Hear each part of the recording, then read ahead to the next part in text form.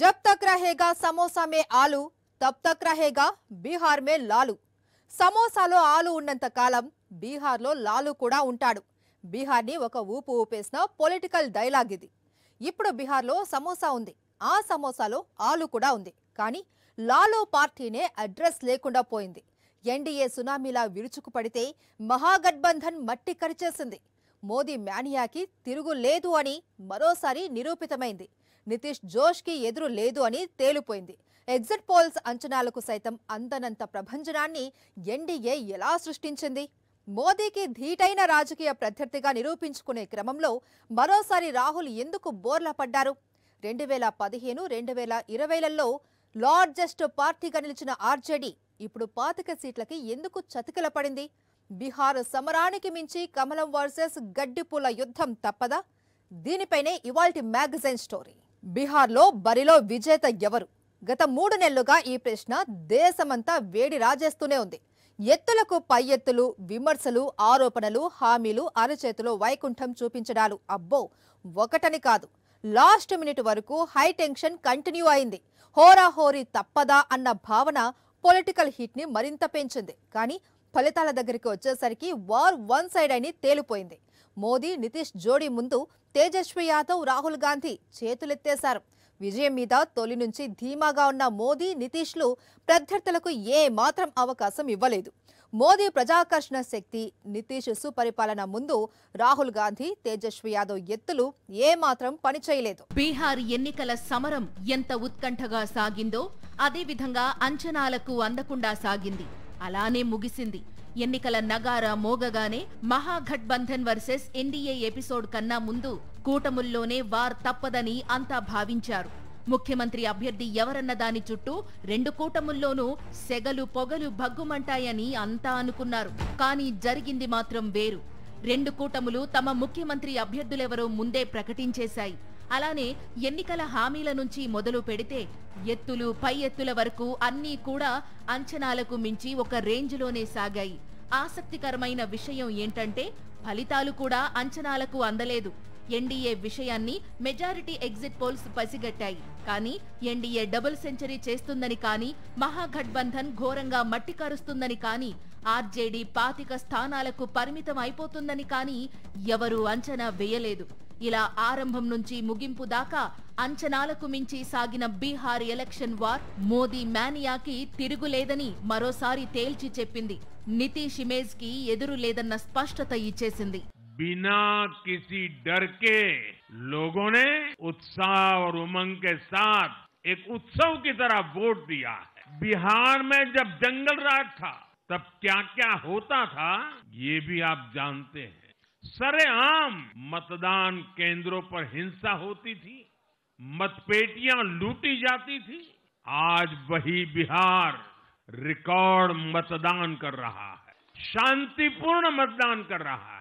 हर किसी का मत दर्ज हुआ, हर किसी ने अपनी पसंद से मत दिया है. ఎన్డీఏ పెద్దలు కూడా ఈ స్థాయి ప్రభంజనాన్ని అంచనా వేయలేకపోయారు. 243 స్థానాలకు గాను 160 వరకు సీట్లు రావచ్చని భావించగా ఏకంగా 202 సీట్లను ఎన్డీఏ తన ఖాతాలో వేసుకుంది. సంక్షేమం, అభివృద్ధి కార్యక్రమాలు, సామాజిక పరిస్థితులు, సమర్థవంతమైన ఎలక్షన్ మేనేజ్మెంట్ ఇలా అనేక కోణాలు ఎన్డీఏకు కలిసొచ్చాయి. ఈ ఎన్నికల్లో మహిళలు పెద్ద ఎత్తున పోలింగ్ కేంద్రాలకు తరలివచ్చి ఉత్సాహంగా ఓటు వేశారు. రాష్ట్ర వ్యాప్తంగా మెజారిటీ జిల్లాల్లో పురుషుల కంటే మహిళలే అత్యధికంగా ఓటు వేశారు. సరిగ్గా ఎన్నికల ముందు నితీష్ ప్రభుత్వం అనేక మహిళా సంక్షేమ పథకాలను ప్రకటించింది. జీవికా దీదీ పథకం కింద అర్హులైన మహిళల బ్యాంకు ఖాతాల్లోకి 10,000 చొప్పున బదిలీ చేసింది. ఈబీసీ మహిళలకు కూడా సాయం అందజేసింది. మహిళా సాధికారతపై నితీష్ కుమార్ చాలా రోజులుగా ప్రత్యేకంగా దృష్టి పెట్టారు. వారి భద్రతకు అధిక ప్రాధాన్యమిచ్చారు. మళ్లీ అధికారంలోకి వస్తే మరిన్ని పథకాలు అమలు చేస్తామని హామీ ఇచ్చారు. ఈ పరిణామాలన్నీ మహిళా ఓటర్లు ఎన్డీఏకి జైకొట్టేలా చేశాయి. కుల సమీకరణలో ఎన్డీఏ అనుసరించిన వ్యూహం భారీగా ఓట్లని తెచ్చిపెట్టింది. అగ్రవర్ణాల ఓటర్లు సాంప్రదాయకంగా బీజేపీ వెన్నంటే ఉంటున్నారు. ఈ ఎన్నికల్లోనూ ఆ ఆనవాయితీ యథాతథంగా కొనసాగింది. మరోవైపు ఓబీసీలు, ఈబీసీలతో పాటు దళితుల్లో గణనీయమైన ఓ వర్గం మద్దతుని ఎన్డీఏ సాధించింది. భిన్న సామాజిక వర్గాలను సంఘటితం చేయడంలో ఎన్డీఏ విజయం సాధించింది. చురుకైన ఎన్నికల మేనేజ్మెంట్ ఎన్డీఏకి బాగా కలిసొచ్చింది. 2020 నాటి ఎన్నికల్లో చోటు చేసుకున్న చిన్న చిన్న పొరపాట్లను ఆ కూటమి సరిచేసుకుంది. ఈసారి కూటమి పక్షాల మధ్య సమన్వయం బాగా పెరిగింది. వాటి మధ్య చక్కటి సహకారం కనిపించింది. బూత్ స్థాయి మేనేజ్మెంట్ బాగా పనిచేసింది. ఎన్నికల ప్రచారంలో కూటమి పార్టీలన్నీ కలిసికట్టుగా పాల్గొన్నాయి. అంతర్గతంగా అక్కడక్కడ అభిప్రాయ భేదాలున్నా బయటకు రాకుండా జాగ్రత్త పడ్డాయి. BJP, JDU, Lok Janshakti party, Hindustani Awami Morcha నేతలు, కార్యకర్తలు సమన్వయంతో కృషి చేశారు. నిత్యం ప్రజల్లో ఉండడం, ఓటర్లను పోలింగ్ బూత్లకు రప్పించడంలో విజయం సాధించారు. గత ఎన్నికల్లో దూరమైన చిరాగ్ పాస్వాన్, ఉపేంద్ర కుష్వాహాలను తిరిగి కూటమిలోకి తీసుకురావాలన్న వ్యూహం మంచి ఫలితాన్ని ఇచ్చింది. అలానే జీతన్ రామ్ మాంఝీని నిలబెట్టుకోవడం ద్వారా దళిత, కుష్వాహా ఓటు బ్యాంకు ఎన్డీఏకి జై కొట్టింది. మహిళా ఓటర్లు ఎన్డీఏకి జై కొట్టడం వెనుక నితీష్ ప్రభుత్వం తాజాగా ప్రకటించిన పథకాలు మాత్రమే కాదు, దానికి 2 దశాబ్దాల చరిత్ర ఉంది. 2001 జనాభా లెక్కల ప్రకారం బీహార్లో మహిళల అక్షరాస్యత 33%. 2011 జనాభా లెక్కల నాటికి ఇది 53% దాటింది. ఈ మార్పుకు ప్రధాన కారకుడు జేడీయూ అధినేత సీఎం నితీష్. మహిళల జీవితాల్లో వెలుగులు నింపే ఈ మార్పు 2005 అక్టోబర్లో మొదలైంది. ఆ ఏడాది జరిగిన అసెంబ్లీ ఎన్నికల్లో నితీష్ కు చెందిన జేడీయూ భాజపాతో కలిసి రాష్ట్రంలో ప్రభుత్వాన్ని ఏర్పాటు చేసింది. 2005 నవంబర్లో నితీష్ కుమార్ ముఖ్యమంత్రి అయిన వెంటనే మహిళల అక్షరాస్యత పెంచడంపై దృష్టి సారించారు. ముఖ్యమంత్రి బాలిక సైకిల్ యోజనను ప్రారంభించారు. ప్రభుత్వ పాఠశాలల్లోని 9వ తరగతి బాలికలకు సైకిళ్లు కొనిచ్చారు. దీనివల్ల మారుమూల ప్రాంతాల బాలికలు స్కూళ్లకు రావడం సులభమైంది. చదువులను అర్ధాంతరంగా మానేయడం తగ్గిపోయింది. 2007లో బీహార్లోని ప్రభుత్వ స్కూళ్లలో 1.7 లక్షల మందే బాలికలు ఉండగా 2011 నాటికి వారి సంఖ్య 6.5 లక్షలకు పెరిగింది. ప్రభుత్వ బడుల్లో ఏకరూప దుస్తుల పంపిణీ, పేద బాలికలకు స్కాలర్షిప్లు, పాఠశాలల్లో బాలికల అవసరాలకు అనుగుణమైన వసతుల కల్పన ద్వారా చదువులపై ఆసక్తి పెరిగింది. నాటి బాలికలే నేడు మహిళా ఓటర్లుగా సీఎం నితీష్ సారథ్యంలోని ఎన్డీఏ కూటమిపై ఓట్ల వర్షం కురిపించారు. నితీష్ కుమార్ ని ఎలాగైనా సీఎం స్థానం నుంచి దించాలని మహాగఠబంధన్ అనేక వ్యూహాలు పన్నింది. కాకపోతే ఆ వ్యూహాలను విజయవంతంగా అమలు చేయలేకపోయింది. అదే సమయంలో మహాగఠబంధన్ ఎత్తుగడలను చిత్తు చేయడంలో నితీష్ 100% విజయం సాధించారు. నితీష్ వయస్సుని లక్ష్యంగా చేసుకుని రాహుల్ గాంధీ, తేజస్వి యాదవ్ సాగించిన మాటల యుద్ధం వల్ల మహాగఠబంధన్ కి ఎలాంటి ప్రయోజనం లేకుండా పోయింది. నితీష్ కుమార్ కు వయసు పైబడిపోయింది. ఆయన ఆరోగ్యమూ బాగోలేదు. ఏం చేస్తున్నారో, ఏం మాట్లాడుతున్నారో అర్థం కావడం లేదు. జనాల్లో తిరిగే ఓపిక ఆయనకు ఉండడం లేదు. ఇలా అనేక రకాల ప్రచారాలను కూడా తీసుకొచ్చారు. నితీష్ కి విశ్రాంతి ఇచ్చి బీహార్ అభివృద్ధి కోసం కొత్త ఆలోచనలు చేసే నాయకత్వం అవసరం ఉందంటూ విమర్శలు చేశారు. కానీ ప్రజలు మాత్రం వాటిని అత్యంత బలంగా తిప్పికొట్టారు. నితీష్ పాలనతో బీహారీలు విసిగిపోయారన్న మహాగఠబంధన్ వాదనని ఓటర్లు తిప్పికొట్టారు. అలానే మహిళా, యువతని లక్ష్యంగా చేసుకుని ఎన్డీఏ రచించిన ఎంవై ఫార్ములా సూపర్ హిట్ అయింది. బీహారీ రైతులు కూడా ఎన్డీఏపై పూర్తి స్థాయిలో నమ్మకం ఉంచారు. మఖానా బోర్డు ఏర్పాటు మిథిలాంచల్లో బీజేపీకి బాగా కలిసొచ్చింది. మధుబని, దర్భంగా జిల్లాల్లో దాదాపుగా ఎన్డీఏ క్లీన్ స్వీప్ చేసింది. పీఎం కిసాన్ తరహాలో బీహార్ అన్నదాతల కోసం రైతు భరోసా పథకం అమలు చేస్తామని మేనిఫెస్టోలో హామీ ఇచ్చింది బీజేపీ. ఇది కూడా రైతులు ఎన్డీఏ వైపు మొగ్గు చూపేలా చేసింది. బీహార్లో దాదాపు 40% ప్రజలు వ్యవసాయంపైనే ఆధారపడి ఉన్నారు. ఇలా అన్ని వర్గాల ప్రజలను తమ వైపు తిప్పుకోవడంలో మోదీ, నితీష్లు ఘన విజయం సాధించారు. ఎన్డీఏకి ఘన విజయం అందించారు. ఆర్జేడీ అధికారంలోకి వస్తే ఆటవిక పాలనకి ఆహ్వానం పలికినట్టే. ఈ ఒక్క మాట బీహార్ ఓటర్లకి గుండెదడ తెప్పించింది. ఈ ఒక్క మాట మహాగఠబంధన్ ని మట్టి కరిపించడంలో కీలకంగా పనిచేసింది. ప్రజాస్వామ్యాన్ని హేళన చేస్తూ భావ ప్రకటన స్వేచ్ఛ గొంతుపై కత్తి కట్టి రాజ్యాంగాన్ని అపహాస్యం సాగిస్తూ లాలూ ప్రసాద్ సాగించిన పాలనను ఈ ఎన్నికల్లో ఓటర్లకి పదే పదే గుర్తు చేశారు మోదీ, నితీష్. ఎన్డీఏ నుంచి వస్తున్న ఈ తరహా దాడిని ఎదుర్కోవడంలో తేజస్వి యాదవ్ ఎంతగా విఫలమయ్యారో చెప్పడానికి ఆ పార్టీ సాధించిన సీట్లు చాలు. ఇంటికొక ప్రభుత్వ ఉద్యోగం లాంటి హామీలు కూడా తేజస్వి యాదవ్ గౌరవాన్ని కాపాడడానికి ఉపయోగపడలేదు. ఇక రాహుల్ గాంధీ విషయానికొస్తే కథ మళ్లీ మొదటికొచ్చిందనే చెప్పాలి. మహాగఠబంధన్ ఘోర పరాజయానికి కారణాలేంటన్న ప్రశ్నకి 1,00,000 కారణాలు జవాబులుగా వస్తాయి. ఎన్డీఏ విజయం కోసం ఎన్ని రకాలుగా వర్కౌట్ చేసిందో అన్ని కోణాల్లో ఆర్జేడీ, కాంగ్రెస్ సమర్థతని ప్రదర్శించలేకపోయాయి. గత ఎన్నికల్లో అత్యధికంగా 75 సీట్లు గెలిచి బీహార్లో అతిపెద్ద పార్టీగా అవతరించిన ఆర్జేడీ ఈసారి ఘోర పరాజయం పాలైంది. 2010 ఎన్నికల్లో ఆర్జేడీ దారుణమైన ఫలితం చవిచూసింది. ఆ ఎన్నికల్లో 22 సీట్లనే గెలుచుకుంది. ఇప్పుడు మళ్లీ అదే పరిస్థితి. ఒక దశలో ఆ పార్టీ నేత మహాగఠబంధన్ సీఎం అభ్యర్థి తేజస్వి యాదవ్ గెలుపు మీద కూడా సందేహాలు వచ్చేశాయి. కంచుకోట లాంటి రాఘోపూర్లోనే తేజస్వి యాదవ్ ఓటమి తప్పదన్న రీతిలో కౌంటింగ్ వేళ ఒక్కో రౌండ్ షాక్ ఇస్తూ వచ్చాయి. చివరకు తేజస్వి విజయం సాధించారు. మార్పు కావాలి, యువ నాయకత్వం రావాలి అని చెప్పిన ఆర్జేడీకి గతంలో ప్రజల నుంచి ఆదరణ లభించింది. దీంతో 2020లో అతిపెద్ద పార్టీగా ఆవిర్భవించింది. ఇప్పుడు మొత్తం సీన్ మారిపోయింది. మొదటి నుంచి ఆర్జేడీకి ముస్లింలు, యాదవులు సాంప్రదాయ ఓటు బ్యాంకుగా ఉన్నారు. వారినే నమ్ముకుని ఇతర వర్గాల్లోకి పార్టీని తీసుకువెళ్లలేదు. ఆర్జేడీ యాదవులకే 52 టికెట్లు ఇచ్చింది. అలానే మేనిఫెస్టో కేంద్రంగా ఎంత హంగామా చేసినా ఓటర్లని మహాగఠబంధన్ ఆకర్షించలేకపోయింది. కుటుంబానికో ప్రభుత్వ ఉద్యోగం, వేలాది మంది తాత్కాలిక ఉద్యోగుల క్రమబద్ధీకరణ, ఇలా అన్ని వర్గాలపై హామీల వర్షం కురిపించినా బీహారీల మనసుల్ని గెలుచుకోలేకపోయింది. ఎన్నికలకు 6 నెలల ముందు నుంచి సీట్ల పంపకాలపై చర్చలు మొదలైనా అవి అధికార ఎన్డీఏతో పోలిస్తే వేగంగా తేలలేదు. కూటమి పార్టీల మధ్య సీట్ల సర్దుబాటు సరిగా కుదర్లేదు. కొన్ని స్థానాల్లో విపక్ష పార్టీలు ఉమ్మడి అభ్యర్థిని నిలపడంలో ఘోరంగా విఫలమయ్యాయి. కాంగ్రెస్, ఆర్జేడీ అభ్యర్థులు పోటాపోటీగా ఒకే స్థానంలో పోటీకి దిగి ఇద్దరూ ఓడిపోయారు. ఓట్లు కాంగ్రెస్, ఆర్జేడీల మధ్య చీలిపోవడమే ఇందుకు ప్రధాన కారణం. సీఎం అభ్యర్థిని చాలా ఆలస్యంగా ప్రకటించడం, ప్రచార పర్వంలో కాంగ్రెస్, ఆర్జేడీ అగ్రనేతల సమన్వయ లోపం సైతం కూటమి విజయావకాశాలను దెబ్బతీశాయి. ఎన్డీఏ మహిళలు, యువతని ఆకర్షిస్తూ ఎన్డీఏ డిజైన్ చేసిన ఎంవై ఫార్ములా విజయం సాధించింది. కానీ ముస్లిం, యాదవ్ ఓట్లు లక్ష్యంగా మహాగఠబంధన్ డిజైన్ చేసిన ఎంవై ఫార్ములా ఏమాత్రం వర్కౌట్ కాలేదు. బీహార్ జనాభాలో 1.75 కోట్ల మంది ముస్లింలు ఉన్నారు. అంటే జనాభాలో 17.7% ఉన్న ముస్లింలు కేవలం మహాగఠబంధన్ కు ఓటెయ్యకుండా అధికార కూటమి వైపు మొగ్గు చూపారు. దీంతో ఓట్లు భారీగా చీలిపోయి మహాగఠబంధన్ విజయావకాశాలు పూర్తిగా నశించాయి. 243 స్థానాలకు గాను 87 స్థానాల్లో ముస్లింల ప్రాబల్యం ఎక్కువ. అందుకే 20 చోట్ల మహాగఠబంధన్ ముస్లింలకు సీట్లిచ్చింది. అయినా సరే ఇక్కడ మొత్తంగా గెలిచింది 5 సీట్లే. ముస్లిం ఓటు బ్యాంకుకి తోడుగా 14% జనాభా ఉన్న యాదవులు కలిస్తే ఓటు బ్యాంకు 32%కి పెరిగి తమకు బాగా కలిసి వస్తుందని మహాగఠబంధన్ వేసిన లెక్కలు తారుమారయ్యాయి. దళిత, ఆదివాసీలు కలిసొస్తే కనీసం 40% ఓట్లు వస్తాయని కాంగ్రెస్ భావించింది. వాస్తవంలో కాంగ్రెస్ కు కేవలం 8%, ఆర్జేడీకి 21% ఓట్లు మాత్రమే వచ్చాయి.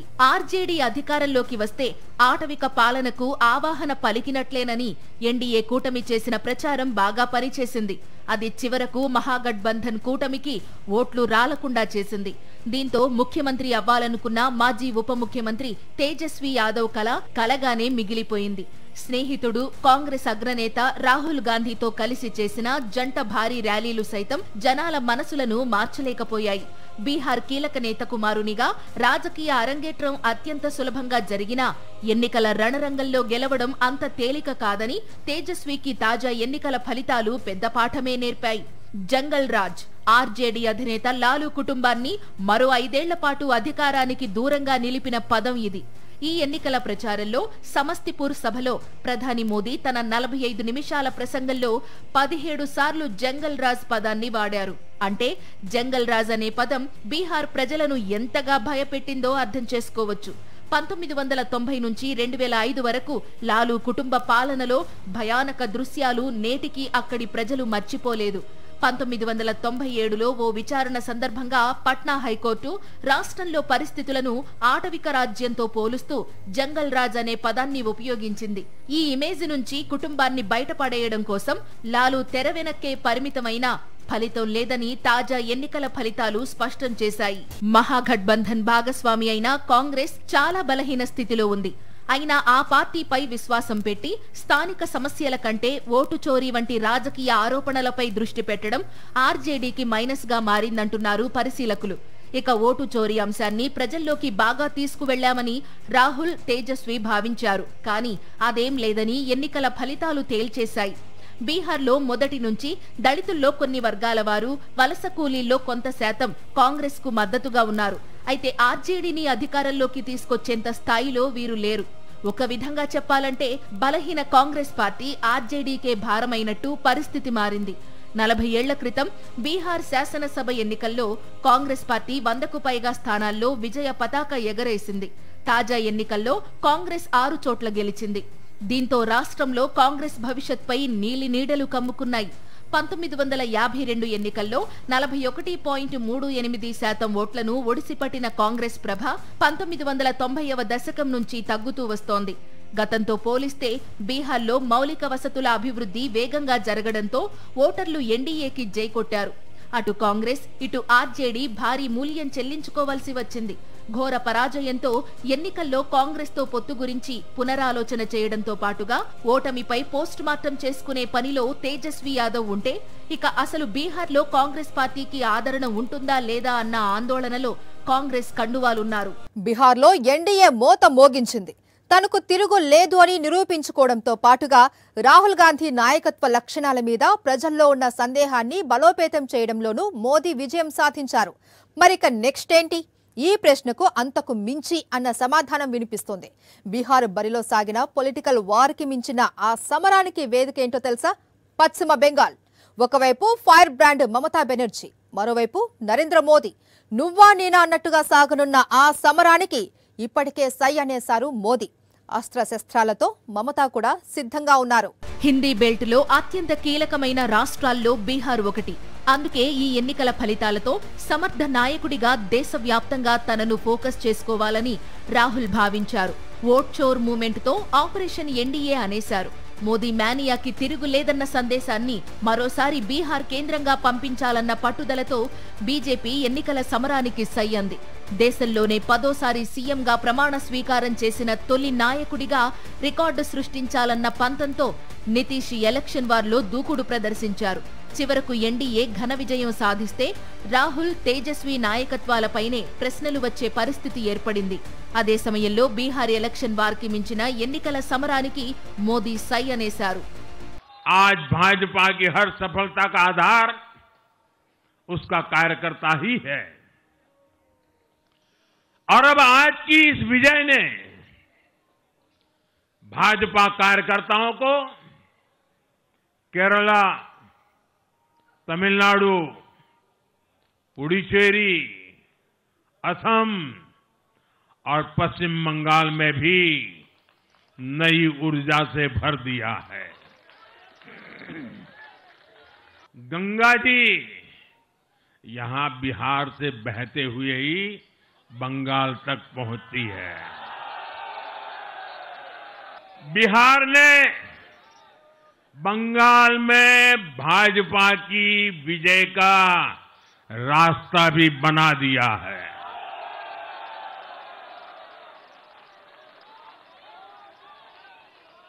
मैं बंगाल के भाइयों बहनों को भी आश्वस्त करता हूं, अब भाजपा आपके साथ मिलकर पश्चिम बंगाल से भी जंगल राज को उखाड़ फेंकेगी.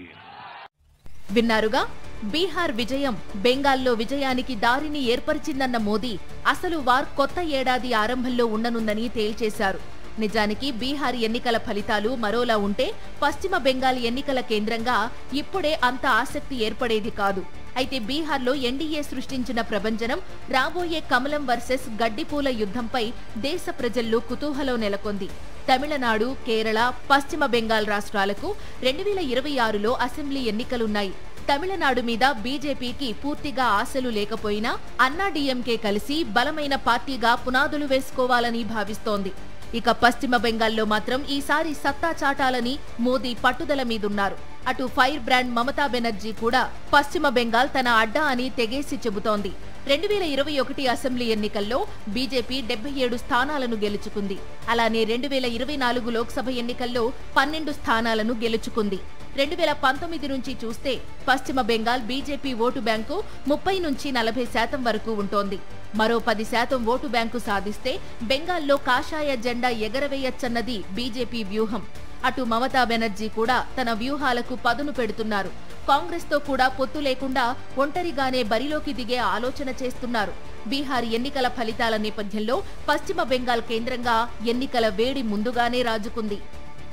బీహార్ ఎన్నికల్లో మరో ఆసక్తికరమైన అంశం ఏంటంటే ఎగ్జిట్ పోల్స్. ఎన్డీఏ విజయం సాధిస్తుందని అంచనా వేసిన ఎగ్జిట్ పోల్స్ దాని ప్రభంజనాన్ని మాత్రం అంచనా వేయలేకపోయాయి. 200 దాటి ఎన్డీఏ దూసుకుపోతుందని గెస్ చేయలేకపోయాయి. బీహార్ ఎలక్షన్ వార్లో ఎగ్జిట్ పోల్స్ ఎప్పుడూ చర్చనీయాంశం అవుతూనే ఉన్నాయి. 2015 ఎన్నికల్లో కాంగ్రెస్, ఆర్జేడీ, జేడీయూ కలిసి మహాగఠబంధన్ గా పోటీ చేశాయి. ఈ కూటమికి ఎన్డీఏకి హోరాహోరీ పోరు తప్పదని నాడు మెజారిటీ ఎగ్జిట్ పోల్స్ చెప్పాయి. కానీ 178 స్థానాల్లో మహాగఠబంధన్ గెలుపొందింది. 2020 ఎన్నికల్లో ఆర్జేడీ నాయకత్వంలోనే మహాగఠబంధన్ ఘన విజయం ఖాయమని మెజారిటీ ఎగ్జిట్ పోల్స్ చెబితే జేడీయూ, బీజేపీ నాయకత్వంలోని ఎన్డీఏ విజయం సాధించాయి.